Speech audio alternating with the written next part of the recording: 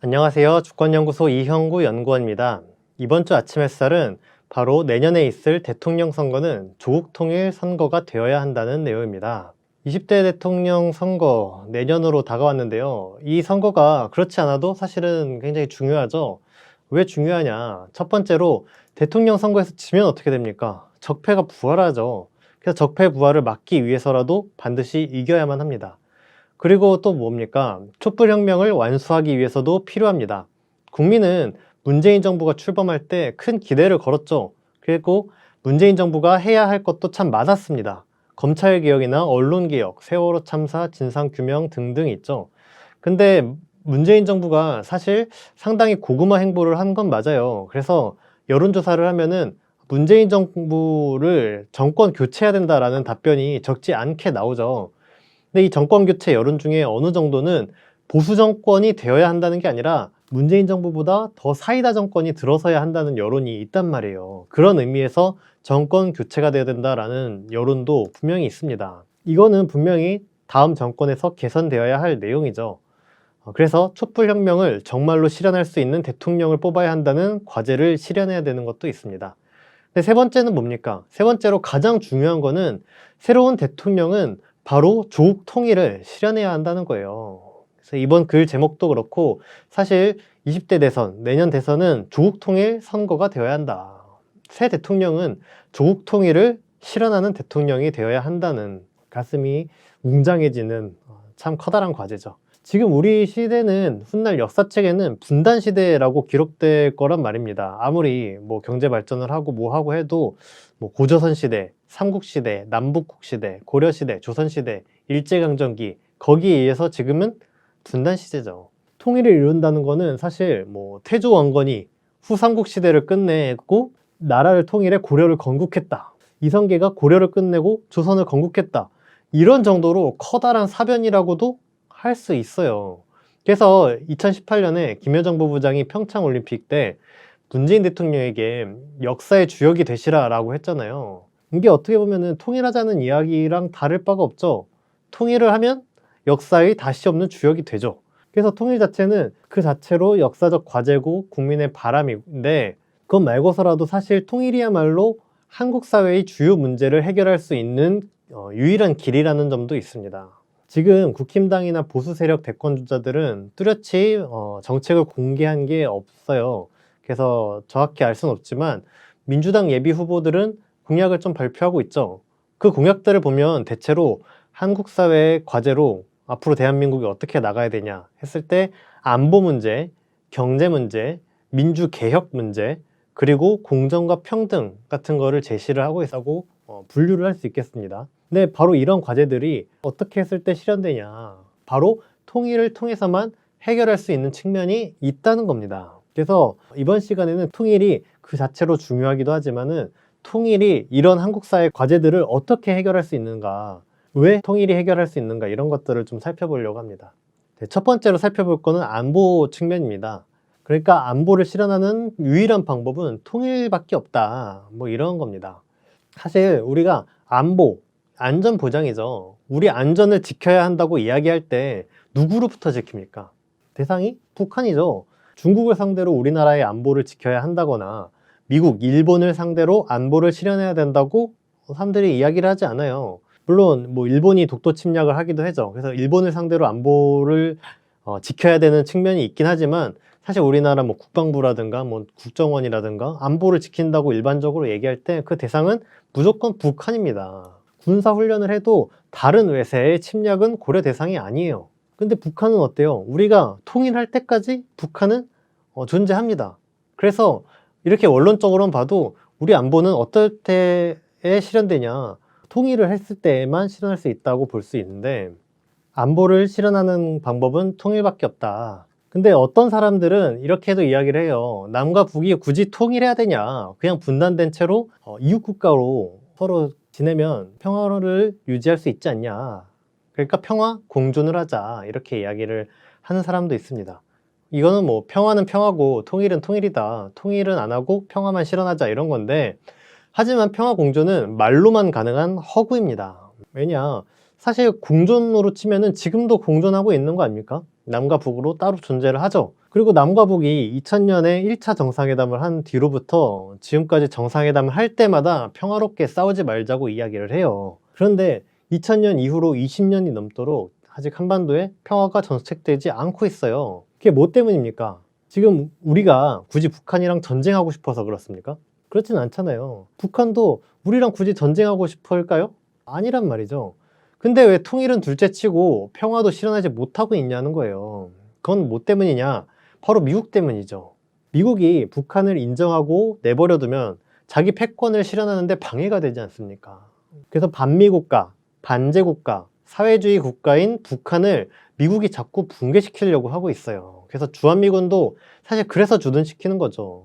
북한을 압박하고 한미훈련도, 대북제재도 북한을 압박하고 붕괴시키기 위해서 하는 거 아닙니까? 그런 것 때문에 한반도에서 자꾸 전쟁 위기가 고조되고 대결이 일어나고 있는 거죠.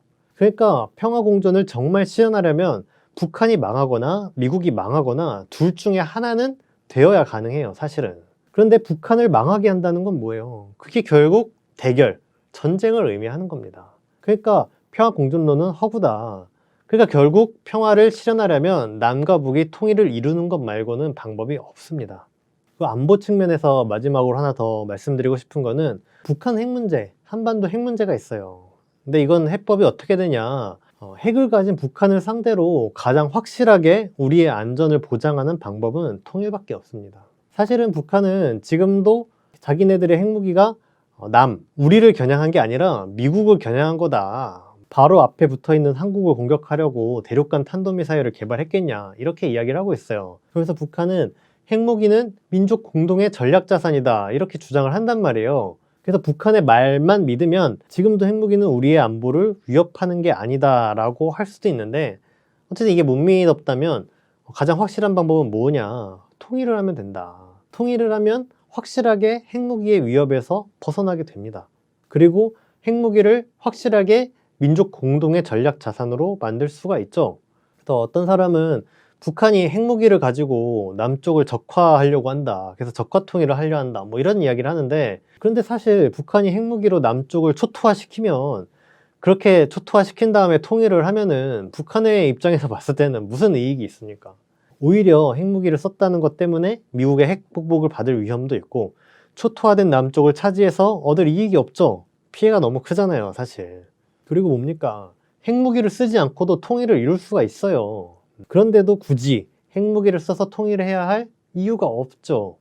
핵무기를 쓰지 않고 통일하는 방법이 뭐냐? 이미 남과 북은 2000년에 6.15 공동선언을 통해서 연합연방제로 통일하자고 합의를 했어요. 이건 같은 민족이니까 이런 같은 민족이라는 공통점을 살리고 서로 체제가 다르다는 건 인정하고 존중하면서 통일을 하자는 방법이 바로 연합연방제 통일 방안입니다. 이렇게 합의를 했으면은 그냥 그렇게 통일을 하면 됩니다. 그리고 남북이 일단 연합연방제로 통일을 하면 굳이 한국을 공산화하겠다고 핵무기를 쓰겠습니까? 그럴 수가 없죠. 그러니까 통일을 하면 북한 핵의 성격이 달라진다. 통일하면 북한의 핵은 외세의 간섭과 침략을 막아내는 민족의 무기로 전면된다. 그래서 뉴스 댓글 같은 거 보면은 뭐 그런 뉴스 나오잖아요. 일본이 독도를 자기 땅이라고 자꾸 우겨. 그러면 댓글에 어떤 댓글이 달리곤 하냐면, 야, 북한이 일본에 핵 한 방 쏴줬으면 좋겠다, 뭐 이런 댓글이 달리곤 해요. 물론 정말 핵을 쏘자는 건 아니죠. 하지만은 우리가 통일을 하면 통일 민족 국가가 핵을 가지고 독도를 보호하게 됩니다. 그러면 이 상태에서는 일본이 감히 달려들 수가 없어요. 그래서 안보를 실현하는 길은 통일밖에 없다라는 겁니다. 그래서 첫 번째로 안보를 이렇게 마치고, 두 번째 분야는 경제 성장입니다. 지금 경제가 참 어렵기도 하고 경제는 민생과 직결되기 때문에 국가의 기본 과제 중 하나죠. 그런데 지금 나오고 있는 경제 공약들을 보면 대체로 이런 식이에요. 뭐 한국이 기술 개발을 막 해서 4차 산업혁명의 선두주자가 되어야 된다. 새로운 산업을 앞장서서 육성하고 개척해야 된다. 뭐 이런 거죠. 그런데 이런 걸로 정말 지금의 경제 위기를 뚫고 경제 성장을 이룰 수 있냐? 그럴 수 없지 않을까라는 생각이 듭니다. 지금 경제는 한국만 안 좋은 게 아니에요. 전 세계 자본주의 체제가 경제 위기에 빠져 있습니다. 그래서 세계 경제 포럼이라든가 세계 유수의 경제학자들이 자본주의가 커다란 위기에 빠졌다, 그래서 영구적으로 리셋해야 된다. 그리고 곧 미국이 몰락할 거다. 자본주의를 되살리기 위해선 특단의 조치가 필요하다. 이런 주장을 해요. 그리고 어떤 경제학자는 이미 자본주의는 망했다. 대안은 사회주의다. 우리가 이제는 사회주의를 다시 생각해 봐야 된다. 이렇게 주장하는 경제학자도 있습니다. 그래서 지금 세계 자본주의가 다 몰락하고 있는데 한국만 기술을 개발해서 혼자 독보적인 경제 성장을 이룬다는 것은 사실 말이 안 되죠. 전기자동차 산업을 육성한다고 해서 경제 성장을 할 수 있겠는가? 그럴 수 없다는 겁니다. 그러면 해답이 뭐냐? 바로 통일이라는 거죠. 골드만삭스가 분석한 거는 2009년을 기준으로 그때 통일을 하면은 2050년에는 한국이 1인당 국민소득이 거의 9만 달러가 된다. 그래서 세계 2위의 경제대국이 될 수 있다. 이렇게 분석을 했어요. 그리고 남북 통일 예찬론자죠. 짐 로저스라는 투자자가 있는데 이 짐 로저스는 통일하면 일본을 가볍게 제치고 세계 2위가 될 거다. 이렇게 이야기를 합니다. 문재인 대통령도 이런 말 한 적 있죠. 2019년에 일본과의 경제전쟁이 일어났을 때 우리가 평화 경제만 실현하면 일본을 단숨에 따라잡을 수 있다. 이렇게 이야기한 적이 있어요. 이 통일만큼 확실하게 경제 성장을 큰 폭으로 이룰 수 있는 방법이 있냐? 없다는 겁니다. 통일이 한국 경제를 이렇게까지 큰 경제 성장을 이끌어낼 수 있는 건 뭐 때문이냐? 남북 경제 협력으로 끝나는 게 아니라 동북아 경제 부흥을 같이 이끌어내기 때문이에요. 남과 북이 통일하면 남과 북만 잘 살게 되는 게 아니라 동북아 전체가 잘 살게 되고 동북아라는 큰 시장이 발전하기 때문에 이게 동북아가 세계 경제 성장을 이끌게 됩니다. 연구 결과를 봐도 2012년 기준으로 보면은 동북아시아의 경제 규모가 15조 달러였대요. 근데 남과 북이 경제를 통합하면 30년쯤 후에는 동북아 경제 규모가 47조 달러가 된다. 그럼 3배 이상 성장하는 겁니다. 그러면은 동북아 경제권이 북미 경제권이나 유럽 경제권보다 훨씬 더 큰 규모, 세계 1위의 경제권으로 성장한다. 이렇게 연구 결과가 있어요.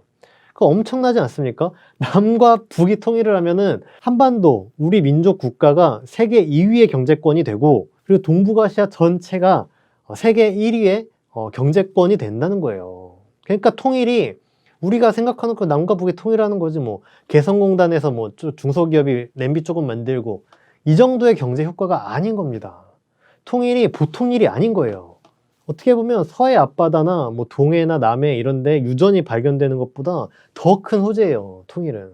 근데 이걸 안 할 이유가 뭡니까 대체? 미국이 통일을 막는다. 미국이 뭐 제재를 하고 있는데 어떡하냐. 뭐 이런 이야기도 할 수 있죠. 근데 미국도 우리가 미국 눈치를 보느냐고 막 이러고 있는데 미국도 우리를 이만큼 경제 성장 시켜주지 못합니다. 미국이 경제 제재한다? 통일의 남북 경제 협력을 하면은 경제 제재를 한다? 콧방귀 낄 일이에요, 사실은. 일례로 최근에 독일 보면은 독일이 러시아랑 가스관 연결을 추진합니다. 근데 미국이 하지 말라 그랬어요. 뭐 러시아 제재 위반이다. 근데 독일 입장에서는 가스관 연결하면 경제적으로 큰 이득이 있으니까 그냥 밀어붙였거든요.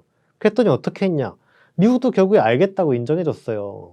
일개 가스관 사업이 이런데 남북 통일을 해서 동북아 경제협력이 열리면 어떻게 합니까? 동북아에 노다지판이 열렸는데 제재를 하면은 세계가 콧방귀 낍니다.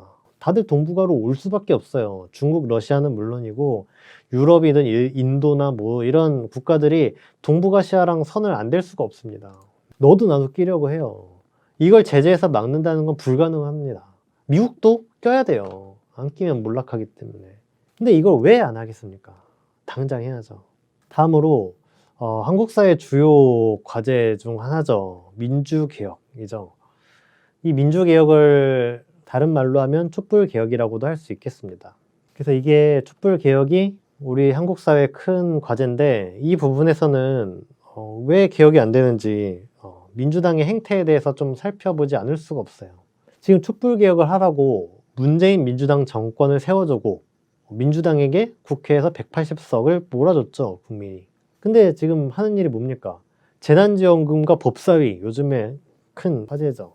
재난지원금도 그렇게 전 국민에게 보편 지급하라고 그렇게 이야기를 하는데 그래서 민주당이 사실 당론으로 보편 지급하자고 결정했잖아요. 했거든요. 근데 결국엔 선별 지급으로 틀었어요. 80%에게 25만 원씩 주자고 원래 안이 있었는데 그거를 100%한테 20만 원씩 주자고 했잖아요. 근데 이거 왜 거부합니까? 지금은 88%에게 지급하는 걸로 결정됐는데 사실은 12% 선별하느냐고 드는 행정 비용이 더 소모적이에요. 법사위원장도 마찬가지입니다. 윤호중 원내대표 선거 때 법사위원장 내주지 않는 방법, 가장 확실한 방법은 자기를 원내대표로 뽑아주면 된다. 이렇게 이야기했던 사람인데도, 그런데도 넘겨줬어요. 많이들 아시겠지만 국회에서 모든 법안이 국회를 통과하려면 법사위를 거쳐야 됩니다. 국토위에서 통과된 법안도 법사위를 한 번 더 거쳐서 국회 본회의로 가기 때문에 법사위 권한이 매우 큰데 이 큰 권한을 대체 왜 넘겨주냐고요. 선거를 뭐 하려고 이깁니까? 툭 까놓고 말해서 권력을 차지하는 거잖아요. 권력을 누가 지냐가 선거가 아닙니까? 근데 선거에서 이겨놓고 권력을 왜 내줘요? 이거 완전히 비정상이죠. 비정상이고 개혁 후퇴다. 그러면은 대체 민주당이 왜 이런 짓을 하냐 의문스럽죠. 그래서 이걸 좀 살펴봐야겠는데 간단하게 말하면은 국민은 적폐를 청산해야 될 대상으로 봅니다. 그래서 뭡니까? 국힘당, 조선일보 이런 것들을 없애야 한다. 그리고 삼성이 한국 사회를 장악하고 막 횡포를 부리고 그러지 않습니까? 이런 횡포가 사라져야 된다 이렇게 생각을 해요. 그게 적폐 청산 아닙니까? 그런데 민주당은 어때요? 민주당은 적폐를 청산할 수 없다고 보는 거예요. 청산할 수 없으면 어떻게 해야 됩니까? 필연적으로 공존해야 되는 거죠. 민주당 상층은 그렇게 생각하는 거예요. 그래가지고 자꾸 민주당 일각에서는 자꾸 연정을 하자느니 내각제를 하자느니 이런 이야기가 나오는 거예요.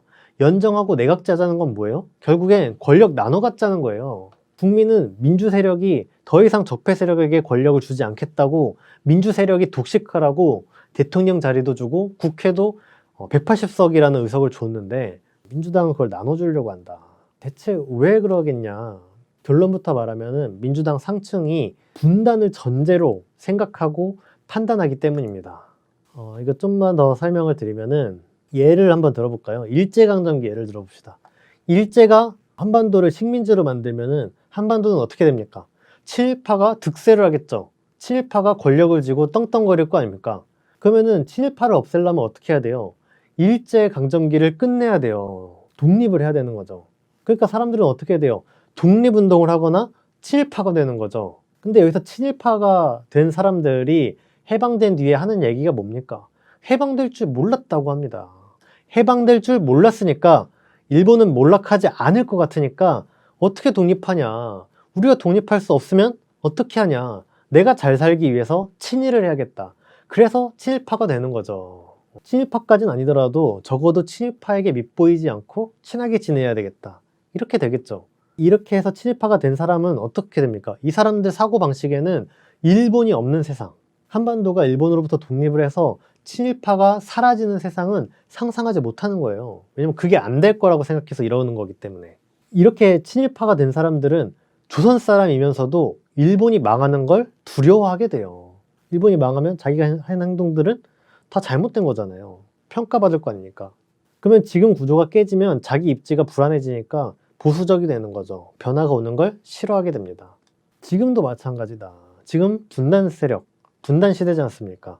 분단이 돼 있다 보니까 분단 세력이 득세를 해요. 반북, 반공, 빨갱이 색깔론을 하던 이런 세력들이 득세를 합니다. 이 사람들이 득세한 거는 통일을 하지 않는 한, 분단이 되어 있는 한 분단 세력은 청산되지 않습니다. 그러니까 통일을 할 생각이 없거나 통일을 할 수 없다고 생각하면, 그러니까 분단된 상태로 한반도가 계속 있을 거다라고 생각하면 분단 세력은 영원히 존재할 수밖에 없다고 여기는 거예요. 분단 세력은 분단 이후에 학살까지 저지르면서 기득권을 70년 넘게 구축하면서 막강한 권력을 줬습니다. 이거를 청산할 수 있다고 믿지 않는 거예요. 왜냐하면 분단이 안 끝나고 거기 때문에. 그러니까 친일파랑 마찬가지로 분단 적폐 세력이 없는 세상을 상상하지 못합니다. 오히려 통일을, 분단 자체가 없는 세상을 상상하지 못하고 이들을 청산하는 걸 두려워하게 됩니다. 유착했기 때문에. 민주당 상층이 사는 세상은 국힘당과 조선일보가 있는 세상, 삼성재벌이 제 마음대로 횡포를 부리는 세상이 이 사람들이 사는 세상이고 자기네들이 지금 정권을 쥐게 된 세상인 거예요. 근데 여기서 통일이 돼? 그럼 세상이 불안해지지 않습니까? 자기 입지가 어떻게 될지 모르죠. 이런 변화가 싫겠죠. 이게 민주당 상층의 생각이다. 그래서 민주개혁을 하려면 통일을 해야 합니다. 분단체제 하에서 쌓여온 적폐를 청산하려면 결국 분단체제를 끝내야 한다. 통일을 하면 적폐는 햇빛에 노출된 곰팡이 신세가 된다는 겁니다. 지금도 뭐 그래요. 통일이 되면 적폐는 힘을 못 쓰죠. 지금도 평화번영 통일이 대세가 되니까 적폐들이 힘을 못 쓰고 있어요. 대표적으로 최근에 이준석이 통일부를 폐지해야 한다느니 흡수통일을 해야 한다느니 이런 헛소리를 했죠. 완전히 헛소리를 한 겁니다. 별로 반향도 못 얻었고 무슨 헛소리지 하는 반응만 좀 이끌고 사그라들었어요. 그래서 어떤 사람들은 야 정치 그렇게 하는 거 아니다. 아마추어적이다. 역사의식이 없다. 이런 비판이 이준석한테 쏟아집니다. 그런데 그러면 이준석이 실수를 했냐? 바둑으로 말하면 뭐 손이 미끄러져가지고 손을 잘못 둔 거냐? 그런 게 아니에요. 옛날 같으면 이준석이 한 발언은 많은 파장을 불러일으킬 수 있습니다. 가깝게는 박근혜가 통일대박론을 이야기를 했잖아요. 그때 조선일보도 엄청나게 띄워주고 해가지고 통일대박론이 사회를 잠식했었어요. 그래가지고 이인영, 지금 통일부 장관이죠. 이인영도 통일대박론 나도 지지한다. 막 이렇게 부안해동했거든요. 근데 이 통일대박론이 사실상 흡수통일론이었습니다. 근데 그러면은 이준석이 통일부 폐지, 흡수통일론을 왜 제기했냐? 이게 논쟁거리가 되면 뭐가 화두에 오릅니까? 통일이 옳으냐? 그르냐? 좋으냐? 나쁘냐? 통일이 실리적이냐? 실리적이지 않냐? 북한이 나쁜 나라냐? 좋은 나라냐? 흡수통일을 하지 않겠다는 거는 그럼 우리가 뭐 사회주의가 되자는 거냐? 아니면 또는 사회주의를 인정하자는 거냐? 이런 논점들이 생긴단 말이에요. 통일부 폐지, 흡수통일론이 논쟁이 되면. 그러면 어떻게 됩니까? 보수 세력들이 색깔론을 휘두르고 놀기 딱 좋은 상태가 되는 거예요. 그러니까 이준석이 국힘당 대표잖아요. 국힘당 대표가 할 일이 뭡니까? 자기네들 대선 주자를 띄워줘야 되는 역할이 있는 거예요. 대선 주자들이 색깔론 가지고 자기 몸값을 올리기에 이만한 판이 없는 거죠. 이준석이 이렇게 흡수통일 논쟁을 막 붙여주면은 최재형이나 윤석열 같은 사람이 야 민주당 종북이다 이런 거 이야기하면서 지지율 끌어올렸겠죠. 예전에 해보려고 했던 게 바로 총풍이에요. 90년대 때 이회창이 북한에 총 몇 방 좀 쏴달라 이렇게 부탁한 게 총풍 사건이거든요. 뭐 하려고 부탁을 했습니까? 북한이 만약에 총을 쏘면은 그럼 이회창 세력이 야 거 봐라 북한이 저렇게 나오는데 무슨 평화통일이냐 이렇게 색깔론을 펴겠죠. 이 색깔론을 펴기 좋은 환경을 만들려고 했던 게 총풍 사건인 거고 이준석 발언도 마찬가지로 색깔론을 펴고 놀기 좋은 상황을 만들려고 했다는 겁니다. 이준석이 근데 이렇게 할 수밖에 없었던 게 지금 국힘당 지지율이 계속 떨어지고 있잖아요.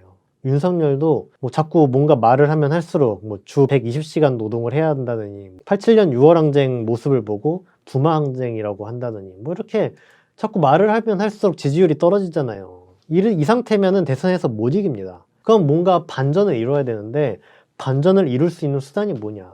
색깔론밖에 없었던 거죠. 그러니까 이준석이 흡수통일론, 통일부 폐지 얘기를 한 겁니다.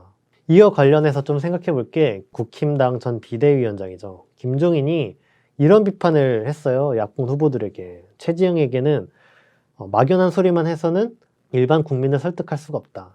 윤석열에게도 야, 저 사람은 뭐를 할 거냐 이런 거에 대해서 회의를 가질 수밖에 없다. 이런 얘기를 했는데 이게 무슨 소리냐면은 이 보수 야권 후보들이 도대체 정책이나 공약을 발표하지 않는다는 거예요. 구체적인 정책이 없으니까 야 막연한 소리다. 뭘 할 건지 도통 모르겠다. 이런 얘기를 한 거죠. 이게 왜 그러냐. 실제로 이 윤석열, 최재형 이런 애들이 정권 잡고 뭘 할 건지가 없어서 그래요. 적폐 세력들이 늘상 하던 건 뭡니까? 빨갱이 사냥, 반북, 색깔론 몰이죠.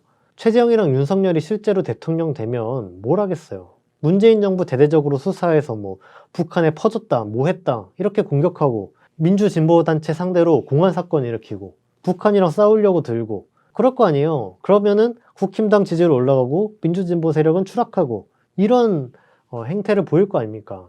그런데 선거운동을 하면서 자기는 국정 운영을 이렇게 하겠습니다. 예전엔 말을 했습니다. 근데 지금은 말할 수 없게 된 거예요. 예전엔 말하고 다녔죠. 민주당 빨갱이다. 진보 세력 종북이다. 그러니까 얘네들한테 정권 넘겨주면 안 된다. 자기는 북한이랑 싸우겠다. 그러니까 자기를 뽑아달라. 이게 과거에는 적폐들이 했던 선거 운동입니다. 근데 이걸 지금은 못하는 거예요. 왜냐? 주요 요인은 이런 거가 있죠. 일단은 미국도 북한을 상대로 강경하게 못하고 있습니다. 7월 22일에는 웬디 샤먼이라는 미국 국무부 부장관이 방한을 했어요. 그래서 방한하면서 하는 이야기가 뭐였냐면은 북한이 대화 제의를 좀 받아줬으면 좋겠다는 이야기를 하고 갔습니다. 한국에 이어서는 중국을 갔는데 중국한테도 무슨 얘기했냐? 북한 문제 좀 협조해달라. 이렇게 우는 소리를 했어요. 이렇게 미국은 북한이랑 야 북한 싸우자. 니네 우리 말 안 들어? 이렇게 하는 게 아니라 제발 대화 좀 해주세요. 이런 자세를 펴고 있죠. 그리고 또 뭐가 있습니까? 지난 시간에도 이야기를 했지만 세계 각지에서 김정은 국무위원장을 칭송하는 이야기가 계속 나오고 있어요. 문재인 대통령도 뭐 타임지와의 인터뷰에서 김정은 국무위원장이 매우 솔직하고 의욕적이며 강한 결단력을 보여줬다. 뭐 이렇게 이야기를 하고 존 볼턴 전 보좌관도 김정은 국무위원장의 결단력 있는 모습을 잊을 수가 없다. 야, 이렇게 얘기를 하고 트럼프도 김정은 국무위원장이 위대한 인격에 매우 현명하다. 이렇게 극찬을 하고 칭송을 하고 있어요. 이런 분위기에서 반공 반북 색깔론이 힘을 잃는 거죠. 색깔론 펴면 이상한 사람이 되잖아요. 미국도 못하는데 어떻게 할 건데? 이런 이야기가 나오는 겁니다. 그러니까 국힘당이 지금 힘을 못 쓰고 있는 거예요. 흡수통일, 통일부 폐지 이런 거 나오면 무슨 헛소리냐. 이런 비아냥만 듣고. 그러니까 이런 걸 살펴보더라도 즉 통일이야말로 적폐를 근본적으로 없애고 민주개혁을 실현할 수 있는 여건을 만들어준다는 겁니다. 통일하지 않고선 적폐청산이 어렵다, 불가능하다고 할 수 있습니다. 그럼 오늘 마지막으로 살펴볼 거는 공정과 평등 부분입니다. 최근에 경향이라고 할까요? 그렇죠. 한국 사회에서 지금 매우 중요하게 거론되고 있는 과제죠.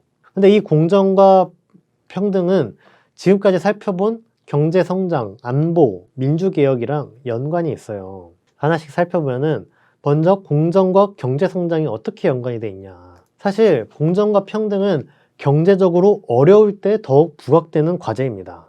경제가 좋을 때면 어때요? 예를 들면 10명의 사람이 있다고 쳐봐요. 10명의 사람이 하루에 빵 1000개를 가지고 나눠 먹을 수 있다고 해봅시다. 그러면은 한 사람이 만약에 빵을 500개를 가져가요. 엄청나게 많이 가져가죠. 다 못 먹겠죠. 하지만 가져가. 그리고 나머지 9명이 나머지 500개를 가지고 나눠 먹는다고 생각을 해봐요. 그러면 사실은 충분히 나눠 먹을 수 있죠. 이러면은 야, 저 사람은 왜 500개 가져가냐. 불공정하다. 물론 불공정한데 이렇게까지 심각한 문제까지는 안 되는 거예요. 왜냐면 나머지 9명이 나머지 빵 500개를 나눠 먹을 수 있으니까. 그래도 되니까. 근데 빵이 100개밖에 없어요. 그 한 사람이 50개를 가져갔어. 그럼 나머지 9명이 50개를 나눠 먹어야 되는데 이러면 말이 나오는 거죠. 야, 저 사람은 왜 50개를 가져가냐. 나는 내 거 먹을 것도 부족하다. 저 사람 저렇게 가져가는 거 불공정하다.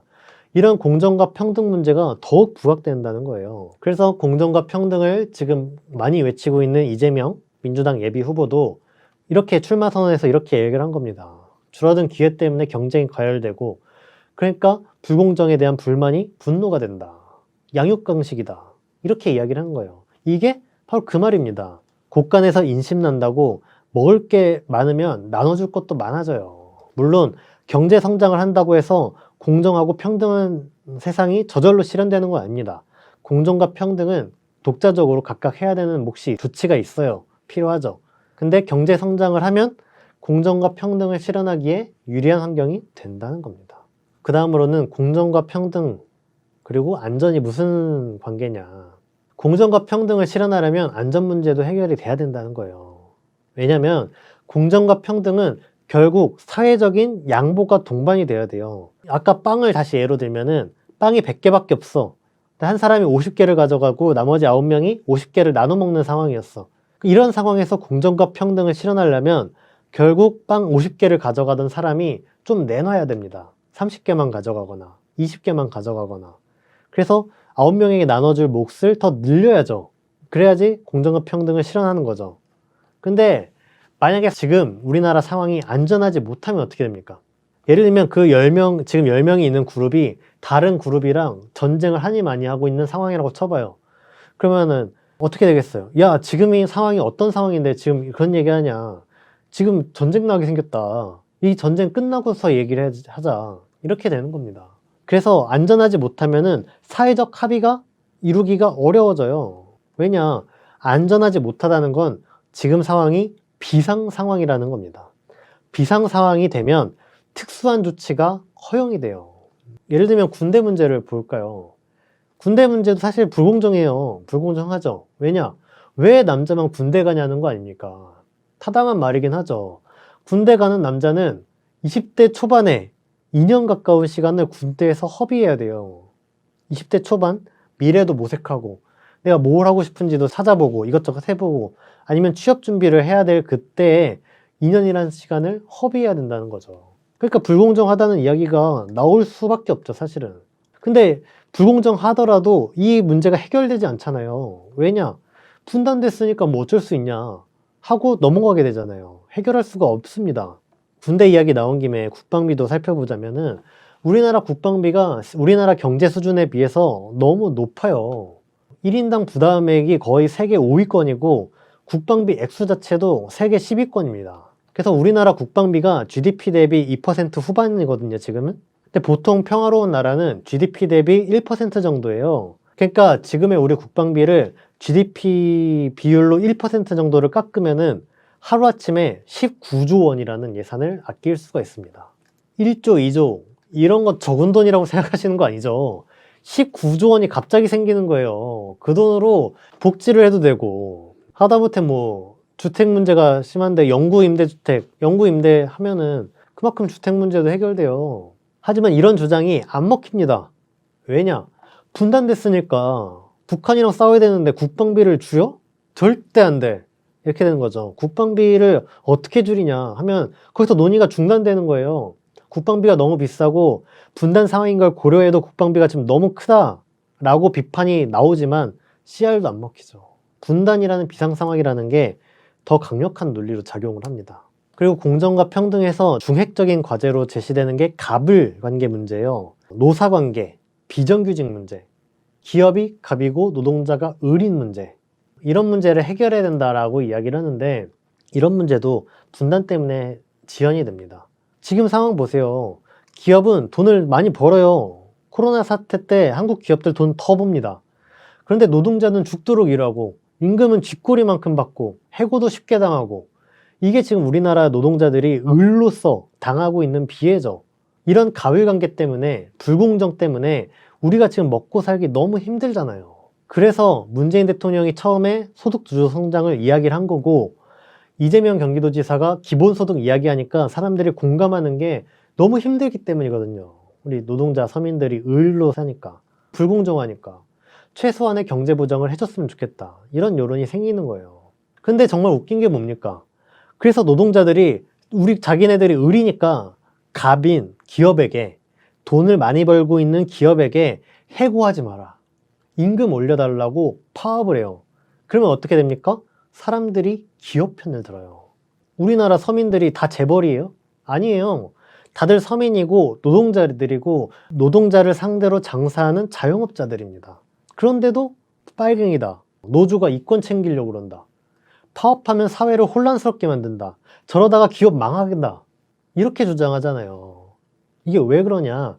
옛날부터 파업하면은 빨갱이라고 탄압해서 그렇습니다. 이 노조들은 빨갱이고 이 빨갱이들의 목적은 대한민국을 무너뜨려 북한을 이롭게 한다는 논리잖아요. 그게 지금도 변주돼서 사회를 혼란스럽게 한다. 기업을 무너뜨린다. 그러면 경제가 망한다. 노조 이기주의다.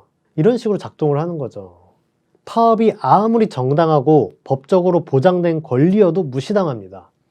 왜냐? 분단이란 비상상황 때문에 사회 안전을 지켜야 된다는 논리가 통용돼서 그래요. 권리를 인정받는 게 아니라. 비슷하게 코로나19 사태도 보세요. 코로나19 때 자영업자 문제가 심각합니다. 자영업자들이 죽겠다고 하죠. 근데 이 대책이 뭡니까? 사실 자영업자를 위해선 임대료 문제를 건드려야 돼요. 임대료가 가장 큰 부담이잖아요. 근데 임대료는 또 뭡니까? 불로소득이거든요. 그러니까 소위 말하는 고통 분담을 하기 위한 가장 합리적인 방법은 불로소득을 줄이는 게 맞죠. 근데 이 임대료라는 불로소득을 못 건드리잖아요. 못 건드니까 어떻게 됩니까? 알바 문제, 임금이 너무 비싸다. 최저시급 올리지 마라. 그래서 알바 자르고 을과 병이 싸우게 되는 구조가 됐잖아요. 이게 왜 그렇습니까? 임대료 문제를 건드는 건 사유지산을 침해하는 거다. 사유지산을 침해하는 건 사회주의적이다. 사회주의적인 걸 하면 왜 안 돼요? 북한이 있으니까 안 되는 거예요. 분단됐으니까. 사회주의적이건 북한이건 사실은 국민을 위한 거면 자유롭게 선택할 수 있어야죠. 사회주의적인 건 안 돼요. 분단돼 있으니까. 그러니까 논의 자체가 안 돼요. 임대료 문제를 사람들이 모르는 게 아닙니다. 아닌데도 진지하게 논의조차 안 됐어요. 완전히 금기입니다. 분단의 벽에 막혀서 그런 거예요. 이걸 못 뛰어넘고 있다. 그리고 공정과 평등 부분에서 마지막 적폐청산인데, 공정과 평등을 실현하기 위해서는 법도 만들고 제도도 만들어야 되지만 반드시 해야 하는 게 뭡니까? 바로 공정과 평등을 해치고 불공정하게 특권을 누리는 사람들을 처벌하고 없애야 돼요. 근데 한국 사회에서 불공정, 특권을 누리고 있는 세력이 누구입니까? 바로 그게 적폐죠. 그래서 공정과 평등을 실현하려면 특권 세력, 적폐 세력을 청산해야 합니다. 적폐 청산 없이 공정과 평등 이야기해봤자 범죄자를 잡아가지 않으면서 범죄를 뿌리 뽑겠다고 이야기하는 거랑 똑같죠. 공허한 메아리죠. 그런데 아까 말한 것처럼 적폐를 청산하려면 어떻게 해야 됩니까? 통일을 해야 된다. 그래서 경제성장과 안보, 민주개혁과 적폐 청산을 해야 공정과 평등을 실현할 수 있다. 물론 이것만 하면 공정과 평등이 알아서 해결되냐? 이런 건 아니죠. 공정과 평등을 실현하기 위해서 각각 독자적인 조치를 해야 될 게 있습니다. 하지만 경제성장과 안보, 민주개혁과 적폐 청산을 하지 않고서는 공정과 평등을 독자적으로 실현할 수는 없다는 겁니다. 이 모든 걸 아울러서 실현할 수 있는 건 통일밖에 없다는 거예요. 그래서 경제를 성장하기 위해서도 안보를 실현하고 민주개혁을 실현하고 공정과 평등을 실현하기 위해서는 통일을 해야 된다.